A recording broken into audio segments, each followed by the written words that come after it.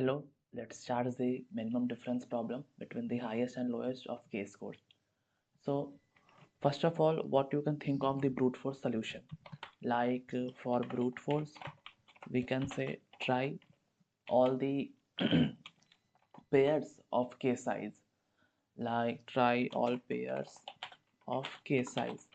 But do you think this solution will be feasible? Like here we are basically finding all the pairs of k, like all the combinations of k size in a nums array.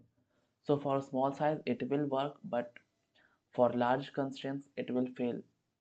Like if you want the brute force solution, it will be like, so I am giving you the overview of the solution. I equal to 0 to n will be the num size, and then for j equal to I plus 1 to n, sorry, j equal to, I'm not writing the full code, just giving you the overview. And then we can take a mini variable which will initialize as int max, and then min equal to min of mini comma, uh, we can say nums of j minus nums of I. It will be absolute, like we can, yeah, it will be an absolute. So but this solution will be like n square complexity. For constraints like 10 to the power 5 it will fail. So now let's come to our optimal solutions. And you can think of like, if we want the minimum difference between the highest and lowest of k scores, we can like take the consecutives. Like if, like for example 9417, for this we can like try all the approaches, like all the two pairs. But do you think here the answer is like, of trying all the possible scenarios, the minimum answer is 2? Like we can also obtain this by consecutive, like if we arrange them consecutively in ascending order, then also the consecutive difference between the two elements will give us the correct answer, like 1 4 7 9. So what will be the difference between 1 and 4? It will be like 3. I am talking about absolute difference. So it will be like 3, and it will be, sorry, it will be 2. So here, from here we can now get the intuition how the consecutive difference will work. So now let's come to the implementation part of the optimal solutions. So we can basically use sliding window. Like we have to basically maintain a window of size k, since this was asked in the question of for maintaining k scores.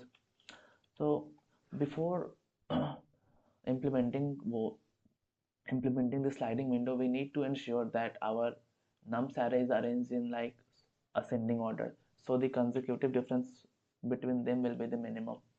So first of all we will sort the array, sorry, sort begin of nums comma end of nums, and we also need an variant n equal to nums dot size. Then we can keep track of the pointers using L and R, likewise like we have seen in the sliding window thing. It's a pure sliding window implementation, not other than that. R equal to 0. So we are gonna do like while R less than n. So we are basically have to keep track of the case size window.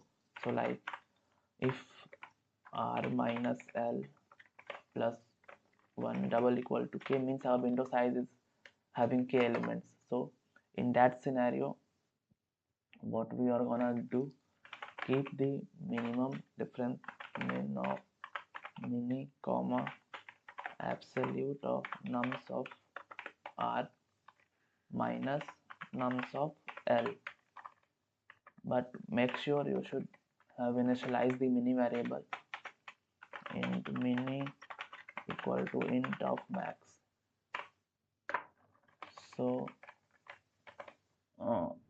you know, like in sliding window, do we do like if our window size has been greater than k, then we should like shrink the window. But in this scenario we have to like maintain it like for case size, like 1 minute, like here if we are having r incremented, suppose we have a window of size 2 and we have calculated the difference, then r will be like shifted one place, right?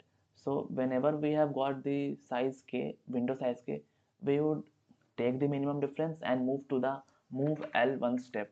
That's why we have done l plus plus here, and at last we should return the mini. I hope it should run fine.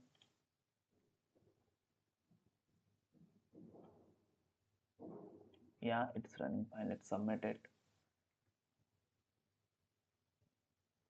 So talking about the complexity of the problem, it is basically big of and like traversing in the whole nums array.